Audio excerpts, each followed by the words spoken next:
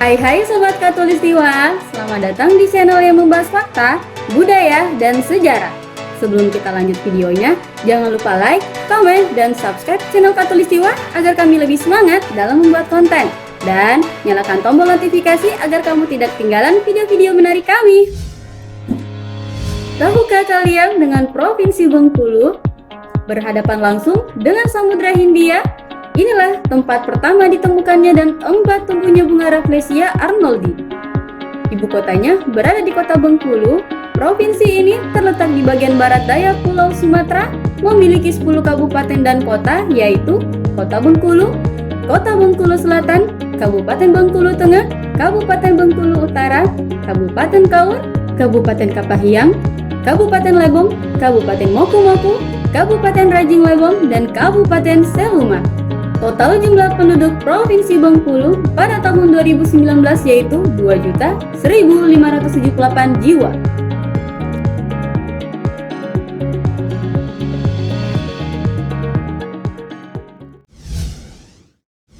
Sejarah dan wisata. Dalam perjalanan sejarah Indonesia, Provinsi Bengkulu juga mempunyai peranan yang menonjol.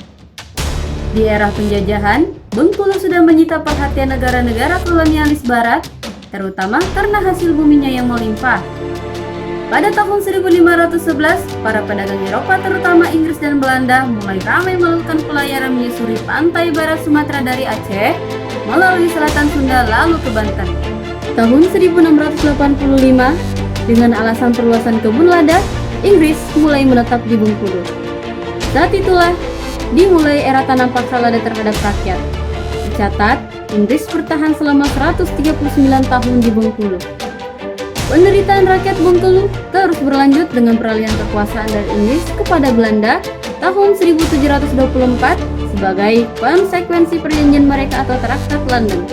Bahkan, kekejaman penjajah memuncak saat Jepang menguasai tanah air. Pada tanggal 23 Februari 1942, Jepang masuk kota Curug dan terus ke kota Bengkulu dan banyak membantai rakyat. Bengkulu juga menjadi salah satu mata rantai yang selalu dicatat oleh sejarah. Salah satu alasannya, karena di bumi Rafflesia ini pula, Soekarno, Presiden pertama Republik Indonesia, pernah menjalani pengasingan oleh pemerintah kolonial selama 4 tahun, dari 1938 hingga 1942. Di masa pengasingannya, Insinyur Soekarno bertemu dengan Fatmawati dan menikahinya pada tahun 1943. Yang mana kita ketahui, Ibu Fatmawati adalah orang yang menjahit bendera pusaka merah putih yang dikebarkan saat proklamasi tanggal 17 Agustus 1945. Pada tanggal 18 November 1968 atas dasar Undang-Undang Nomor 9/1967 Junto Peraturan Pemerintah Nomor 20/1968, Presiden Bengkulu diresmikan menjadi salah satu provinsi di Republik Indonesia yang ke-26 dengan Ali Amin sebagai Gubernur Bengkulu. Bengkulu merupakan salah satu provinsi yang berada di wilayah Sumatera bagian selatan yang kaya akan potensi dan sumber daya wisata, baik wisata bahari, wisata sejarah, wisata budaya atau adat, wisata alam maupun wisata agro.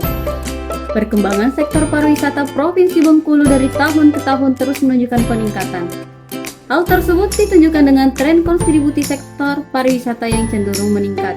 Berikut tempat wisata populer di Bengkulu. Benteng Malboro, Rumah Pengasingan Insinyur Soekarno, Taman Nasional Kerinci Sablat, Air Terjun Singkai, Kawah Mati Bukit Kabar, Puncak Bukit Batu Kandis, Danau Dendam Tak Sudah, Pantai Air Berkenang, Pantai Sungai Suci, Pantai Padang Betua, Pantai Panjang, Pantai Tikus, Hutan Bakau Pulabai, dan masih banyak lagi. Fakta Provinsi Bengkulu. 1. Ibu kota Provinsi Bengkulu hampir sebagian besar wilayahnya adalah pantai.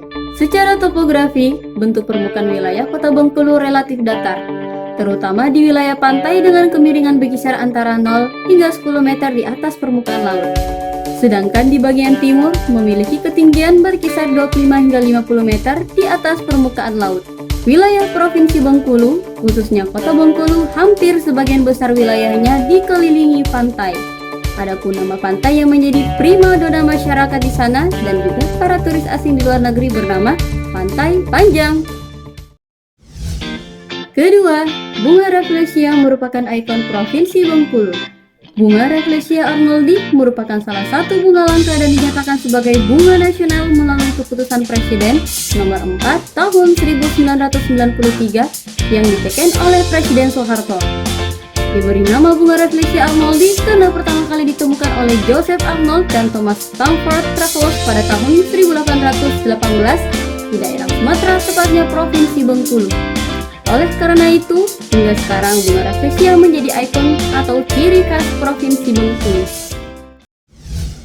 Ketiga, bunga Rafflesia dan bunga bangkai berbeda. Sebagian besar publik sering menyebut bunga Rafflesia sebagai bunga bangkai. Tapi jangan salah, antara bunga bangkai dan bunga Rafflesia tidaklah sama. Bunga bangkai bukanlah bunga Rafflesia atau bunga Padma. Bunga bangkai termasuk suku talas-talasan atau Araceae, sehingga memiliki umbi. Sedangkan Rafflesia merupakan tumbuhan parasit dengan pohon inang Tetrasigma. Umbinya berukuran raksasa, beratnya dapat mencapai 117 kg. Keempat, rumah pengasingan Bung Karno di Provinsi Bengkulu. Fakta yang ada di Provinsi Bengkulu salah satunya adalah mengenai adanya rumah pengasingan Bung Karno yang pernah diasingkan di provinsi ini.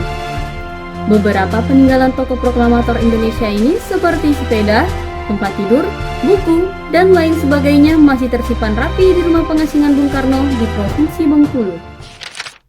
Kelima, penjahit bendera merah putih merupakan orang asli Provinsi Bengkulu. Fatmawati yang bernama asli Fatima lahir di Bengkulu 5 Februari 1923. Meninggal di Kuala Lumpur, Malaysia 14 Mei 1980 pada umur 57 tahun. Fatmawati adalah istri dari Presiden Indonesia pertama Soekarno. Ia menjadi ibu negara Indonesia pertama dari tahun 1945 hingga tahun 1967 dan merupakan istri ketiga dari Presiden pertama Indonesia Soekarno. Ia juga dikenal akan jasanya dalam menjahit bendera pusaka sang saka merah putih yang turut dikibarkan pada upacara proklamasi kemerdekaan Indonesia di Jakarta pada tanggal 17 Agustus 1945. Keenam, Sungai Suci bukanlah sungai. Jangan terkecoh dengan namanya ya. Meski bernama sungai, tapi sebenarnya tempat wisata ini adalah pantai. Konon, pantai ini sering dikunjungi oleh Bung Karno selama pengasingan di Bengkulu. Keunikan Sungai Suci terlihat dari keberadaan pulau batu karang kecil yang menjorok ke laut seperti di tanah Lot Bali. Kamu juga bisa memacu adrenalin dengan melewati jembatan gantung kembar dan merasakan sensasi jembatan bergoyang diterpa angin pantai. Tunggulah hingga malam menjelang dan nikmatilah pemandangan sunset terbaik di Bengkulu. Ketujuh, Danau Darah. Danau Pagar Alam terletak di sekitar perbukitan Raja Mandare, perbatasan antara Kota Pagar Alam dan Kaur, Provinsi Bengkulu. Keunikan danau ini karena permukaan air berwarna merah seperti darah. Danau ini baru ditemukan oleh warga setempat pada tahun 2010 ketika sekelompok warga melakukan ekspedisi di kawasan hutan dan bukit Rimba Candi. Anehnya, meski dari luar warnanya merah seperti darah, bila diangkat airnya berwarna seperti biasa. Itulah tadi fakta unik dari Provinsi Bengkulu. Terima kasih telah menonton. Nantikan video kami selanjutnya dan jangan lupa share agar yang lain tahu apa yang telah kalian ketahui. Bye-bye!